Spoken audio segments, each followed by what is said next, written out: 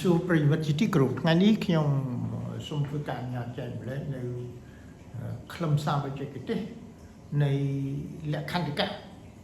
របស់តុលាការយុត្តិធម៌អន្តរជាតិតើគេចែងយ៉ាងដូចនេះខ្លះអូស្ត្រាលីអាចអញ្ជើញតាមដានជាមួយខ្ញុំតាមមាត្រា111ហើយខ្ញុំធ្វើការស្រាយបំភ្លឺខ្លះៗដើម្បីឲ្យអស់លោកស្រីនិងវិជាប្រកខ្មែរមួយចំនួនមានការយល់ដឹងបន្ថែមបាទមានការយល់ដឹងបន្ថែមដោយសារថាពាក្យបច្ចេកទេសមួយចំនួនអាចថាអស់ស្រីនៅមិនទាន់បានយល់ដែរហើយពាក្យមួយចំនួនទៀតអស់ស្រីបានយល់ហើយប៉ុន្តែការស្រាយព្រឹងរបស់ខ្ញុំការសេចក្តីបញ្យល់របស់ខ្ញុំគ្រាន់តែបញ្យល់សម្រាប់អ្នកដែលលោក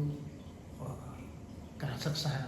របស់លោកមិនទាន់ដល់កន្លែងហ្នឹងហើយអញ្ចឹងហើយខ្ញុំមកដល់ហ្នឹងស្របនឹងស្ថានភាពប្រទេសដែលកំពុងជួបវិបត្តិរវាង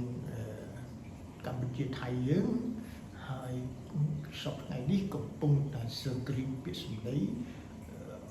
នៅលើតាមបណ្ដាញសង្គមផង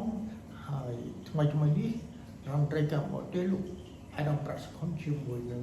រដ្ឋមន្ត្រីការបរទេសថៃក៏មានប្រតិកម្មជាមួយគ្នានៅចំពោះមុខយុត្តិធម៌សិទ្ធិនៃអង្គការសហប្រជាជាតិតើខ្លឹមសារនឹងមានន័យដូចម្ដេចអនុស្សាវរីយ៍ជាតាមការលក្ខន្តិកៈតុលាការយុត្តិធម៌អន្តរជាតិតុលាការយុត្តិធម៌អន្តរជាតិត្រូវបានបង្កើតឡើងមាត្រា1តុលាការយុត្តិធម៌អន្តរជាតិត្រូវបានបង្កើតឡើងដោយធម្មនុញ្ញសហប្រជាជាតិណាតុលាការនេះក៏ជាស្ថាប័នគោលរបស់អង្គការសហប្រជាជាតិបង្កើតឡើងដើម្បីដើរតួនាទីស្របតាមលក្ខន្តិកៈជាធរមានខ្លីបាទខ្លីប៉ុន្តែយើងនិយាយវែងទៅវាវែងឆ្ងាយអញ្ចឹងហើយពាក្យថាតុលាការអូស្ត្រាលីយល់ហើយ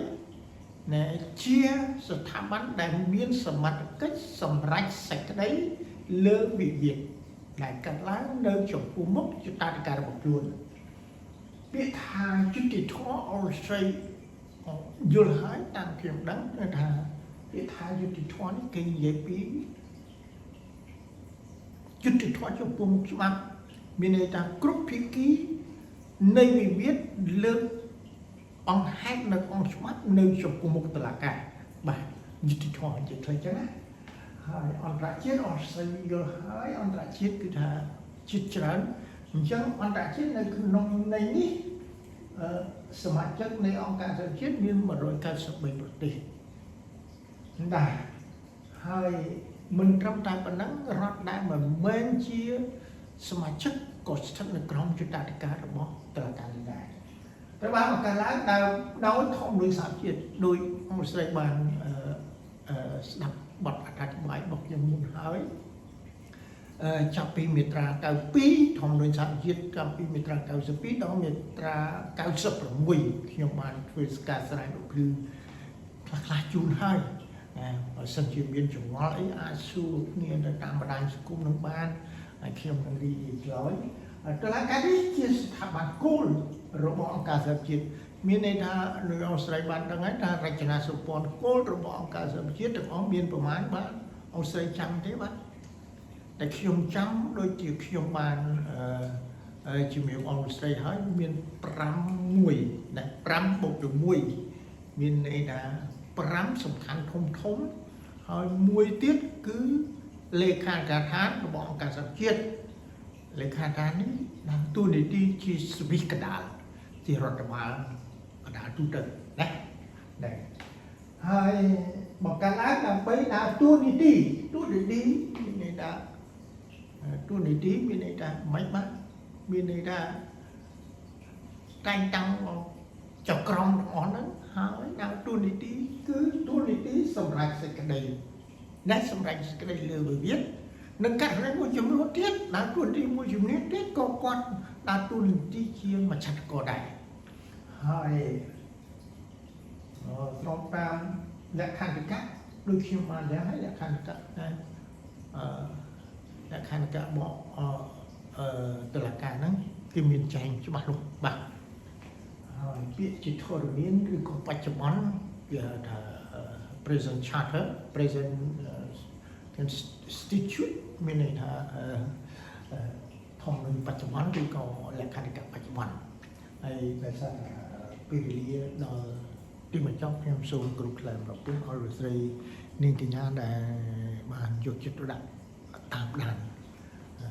នៅคลิปវីដេអូរបស់ខ្ញុំហើយបើមានកំហុសឆ្គងត្រង់ណាអរស្រីអាចខមមិនខ្ញុំនឹងរីករាយនឹងកែលម្អជាមួយគ្នានេះដែរក៏ខ្ញុំបន្តិចទៀតនេះអរស្រីអាចនឹកឃើញ website របស់ខ្ញុំអាចអរស្រីទិញជាសិភៅកៅ e-book ណាខ្ញុំហៅថា e-book បាទ e-book វាមានសិភៅខ្ញុំលក់ជា